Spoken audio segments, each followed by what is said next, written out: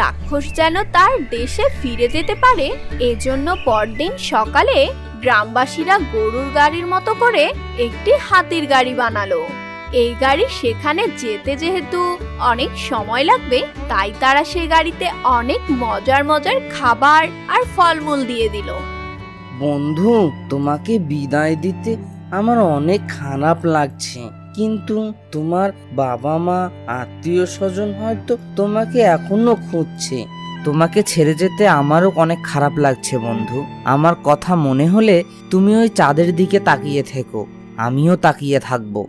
এরপর নীল রাক্ষস গ্রামের সবাইকে ধন্যবাদ দিয়ে ফলমূল আর খাবার নিয়ে গাড়িতে করে পাহাড়ি রাস্তা বেয়ে বেয়ে চলে যেতে লাগলো এবং 15 দিন 15 রাত যাত্রার পর সে তার দেশে পৌঁছালো।